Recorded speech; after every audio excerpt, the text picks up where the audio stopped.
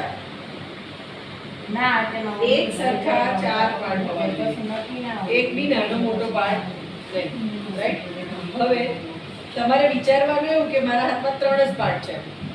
તમારે ફોન ચાલો તો એ નહીં સમજાય, પછી પ્રેક્ટિસ કરશો ત્યારે નહીં સમજાય. ફોન મૂકી દે જો મૂકું 4 પાર્ટ એવું સમજો કે 1 2 3 4 4 પાર્ટ છે. તો અહીંયાથી શરૂઆત. તમારા હાથમાં ખાલી 3 જ ભાગ રાખવા, એટલે તમને કન્ફ્યુઝન સહેજે નહીં થાય. 3-4 પાર્ટ હાથમાં તમે કન્ફ્યુઝ થઈ જાવ, હે? 3 જ પાર્ટ હાથમાં રાખવાના. તો અહીંયાથી આનું હાથમાં જ નહીં રાખવું. ભલે 4 પાર્ટ છે એવું ભૂલી જઈએ કે આપણે ચોથો પાર્ટ આપણી પાસે છે. આ 3 થી શરૂઆત કરીએ. નોર્મલ ચોટી કેવી રીતે બને?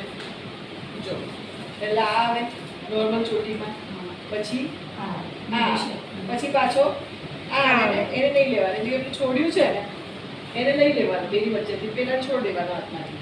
એટલે આપણા હાથમાં પાછા 3 જ થઈ જાય, આવી જાય ફરીથી. એટલે પહેલા 1 નંબર 2 નંબર પછી 4 નંબર આવશે. એવું નંબર બોલો છો એવું યાદ રાખો ને. કરો નંબર નંબર તને કન્ફ્યુઝ ના કરો નંબર કરી. હું ખાલી સિમ્પલ કહું છું 3 લે એવું જ યાદ રાખો. એ મેમ કહે છે ને આ છોડવાનું પેલું પકડવાનું આ છોડવાનું એવું રીતે યાદ સારી રીતે. તમે તમારા નંબર યાદ રાખો, તમારે એકલા રાખો, પણ આ બધા નંબરથી કન્ફ્યુઝ થશે.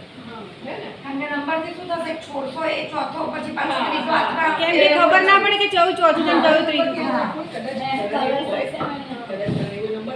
તમે તમારા માટે નંબર યાદ રાખો, આ બધા કન્ફ્યુઝ થશે. તો હું તમને એવું ફરીથી કરાવું છું કે 4 લેયર છે આપણી પાસે. ચોટી 4 લેયર છે, પણ તમને કમ્ફર્ટેબલ કેટલા લેયરમાં હોવ તમે? 3 લેયર. આપણે રોજ કરતા હોઈએ એટલે આપણે ચોથું લેયર ભૂલી જાવ. જે એન્ડનું એક છેલ્લું લેયર હોય ને, આ બાજુનું કે આ બાજુ, જે છેલ્લું લેયર છે એને ભૂલી જવાનું. આપણે હાથમાં રાખવાના માત્ર 1 2 અને 3. હવે આપણે એવું વિચારો મનમાં કે હું 3 લેયરની સિમ્પલ ચોટી બનાવી રહી છું અત્યારે. કેવી રીતે બનાવવાની? તો પહેલા આ આવે, પછી શું આવે? આ આવે, પછી શું આવે? પાછો પણ આપણે એને નહીં લઈશું, પેલું છોડ્યું છે ને એને પકડી લઈશું અને પેલા છોડ દઈશું. હવે પાછો આ એન્ડ આવ્યો તો એને છોડ દઈશું, જે પેલાને લઈ લઈશું. હવે આ આવે પણ એને નહીં આવે, બેની વચ્ચેથી આને. એટલે મારા હાથમાં તો 3 જ લેયર, રાઈટ? જો એકવાર પેલાને છોડવાનું, એકવાર આને છોડવાનું. આ એન્ડ જે આવે ને છેલ્લો, એની બેની વચ્ચેથી આ આવે, બેની વચ્ચેથી આ આવે, એની જગ્યાએ આ. મારા હાથમાં તો રે માત્ર 3 જ લેયર. ચોથું લેયર મારા હાથમાં પકડવાનું. 4 વાળા હાથમાં હોય તો હું કન્ફ્યુઝ થઉં. આને જેવું પકડ્યું એટલે પેલું છોડી જ દીધું. આને જેવું પકડ્યું આને છોડી દીધું. 4 લેયર હોય, હું આવી રીતે 4 લેયર થી કામ કરું ને, જો હું તમને બતાવું તો નહીં ખબર પડે, તમે કન્ફ્યુઝ કે આ શું કરે છે ને, રાઈટ? સો ઈઝી વે થી શીખવાડ્યું. હવે તમે નંબરથી યાદ રાખો. પહેલો નંબર પહેલા, ચોથો નંબર પાછો છોડવાનો, પછી પહેલો છોડવાનો, પછી એક વેરી કન્ફ્યુઝિંગ. એટલે નંબર યાદ જ નથી રાખવાનો, રાઈટ?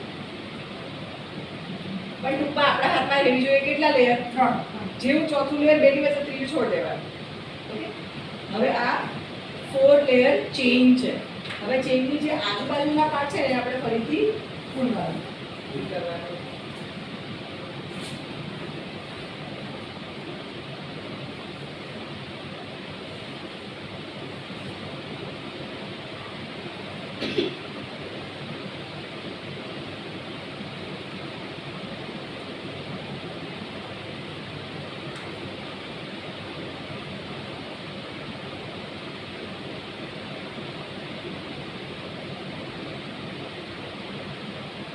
Four layer. હવે તમે ઓપન લેયરમાં આવી રીતે અહીંયા મૂકી શકો છો એને રિયલ હેર થી, રાઈટ? તમારે અત્યારે શીખવાની છે બ્રેડ, ક્યાં રિયલ હેર યુઝ થશે, ક્યાં બ્રેડ્સ યુઝ થશે, એ તમને આવે. અને મેં મારી રીતે લોબન પર બી સેટ થાય બધે જ લોબનમાં મેં કાલે તમને નાખી દીધી. યસ, એ જગ્યાએ આપણે નાખી છે. એટલે જેમ જેમ તમે આગળ શીખશો ને ટેકનિક, એમ એમ તમારી અંદરથી જે વસ્તુ આવશે, યા આપણે સમજવામાં આવી જશે.